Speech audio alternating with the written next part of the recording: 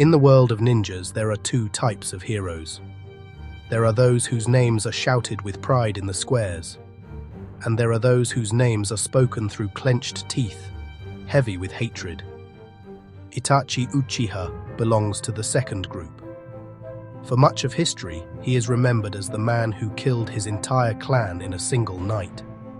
A traitor, a heartless monster, the perfect villain. But behind that mask of a killer hid a truth that very few learned in time. That of a young man who sacrificed absolutely everything for a home that would never thank him, and for a future he would never see with his own eyes. Today, we are going to talk about why Itachi Uchiha is not just a good character, but one of the greatest sacrifices ever told in anime. To understand his sacrifice, you first have to understand who he was. Itachi was a prodigy like few. He graduated from the Ninja Academy while still just a child, mastered techniques that would take others decades, and at an incredibly young age was already part of his village's elite forces. The Uchiha clan saw him as their jewel, the living proof of their greatness. But Itachi was never a warrior who loved battle. On the contrary, from a very young age he witnessed the horror of war, bodies, shattered families, children who died before they could grow up. That experience marked him forever and planted in him an idea that would define his entire life. Peace is worth more than any pride, any flag, and any surname. And there lay the tragedy. Because the home he loved was about to ignite a war from within. The Uchiha clan had been marginalized. After years of mistrust, they were isolated, watched, and blamed for tragedies they did not commit. The wound grew until it became a plan, a coup d'etat. The Uchiha would rise up against the village to seize power by force. Itachi understood something that the others, blinded by resentment, did not want to see. That coup would not bring justice. It would bring a civil war. And a civil war within the village would be the perfect signal for enemy nations to attack. The result would not be a victorious clan. It would be a bloodbath that would sweep away thousands of innocents, including the very Uchiha they claimed to defend. Then they presented him with the cruelest weight a human being can carry. Stopping his clan meant one thing: to eliminate it. Completely. With his own hands. Think about it for a second. They asked him to choose between his family and his home, between the people who raised him and thousands of strangers who would never know his name, between love and duty. And Itachi made the choice that almost no one in the world would make. He took upon himself alone the guilt of everyone so that no one else would have to. But he set a single condition. A single life he refused to touch, that of his younger brother, Sasuke. Of all the scenes from that night, there is one that breaks the heart like no other. When Itachi enters his parents' house to carry out his mission, he finds no resistance. He finds no desperate pleas or screams of hatred. He finds something much more painful: understanding. His parents, Fugaku and Mikoto, are kneeling on the floor, their backs turned. They do not run. They do not fight. They already know. They have understood the path their son chose, and instead of cursing him, they accept it. His father, the leader of the clan, a stern and proud man, speaks words that change everything.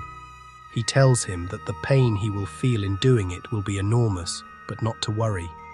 That even if his path is different from theirs, even if they have taken opposite roads, he is proud of him, proud of the person he became. And his mother, with her usual tenderness, does not beg for mercy for herself. She asks only one thing: that he take care of Sasuke, that he protect his brother. That is the moment.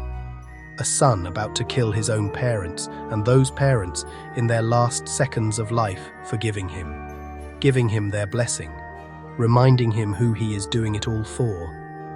Itachi complies, and he does it crying, because he was never an unfeeling monster. He was a shattered son who felt every second of that pain and chose not to run from it. This is where Itachi's sacrifice becomes almost incomprehensible. After that night, he could have told the truth. He could have said, "I did it to save you all." He could have received recognition, perhaps forgiveness, perhaps peace. But he chose silence. He left the village a wanted criminal. He infiltrated an organization of the most dangerous ninjas in the world, living as a spy, risking his life every day to protect, in secret, the village that considered him a traitor.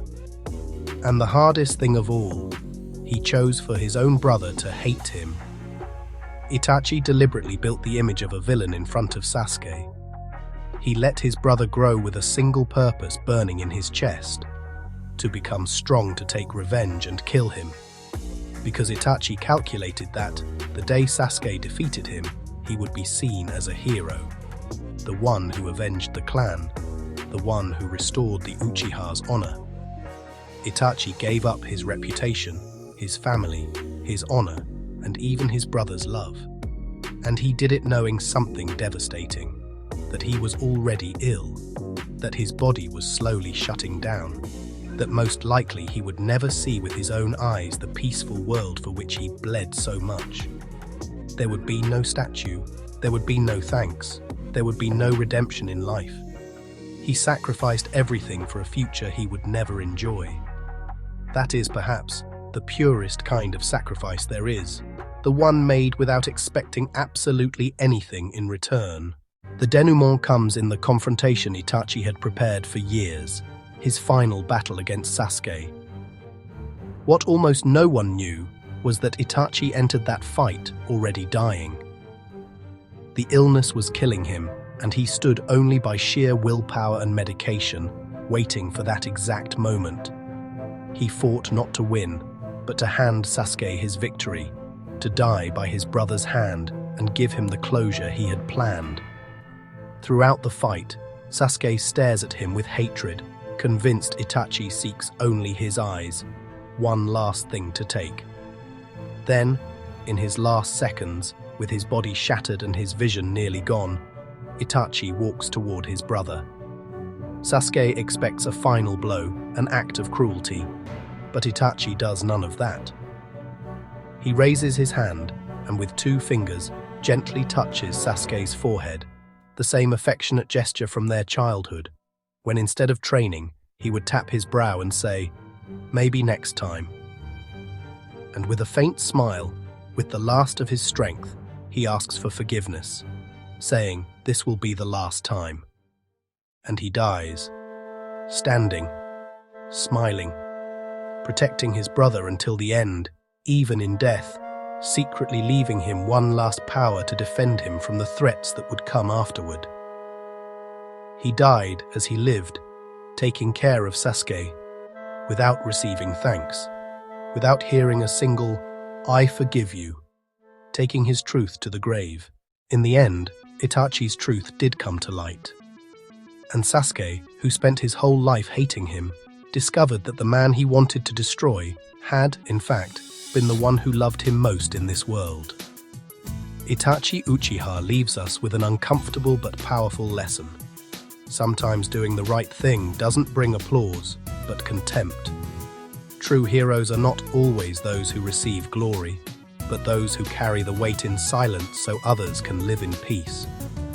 He sacrificed his name to save his home. He sacrificed his brother's love to protect him. And he died knowing that probably no one would ever understand why. That is why, for many, Itachi is not just a good character. He is the hero the world chose to hate, and who, even so, never stopped loving. Never. If this story touched you as much as it did me, leave me your favorite anime character in the comments, give it a like, and subscribe for more analyses like this. See you in the next video.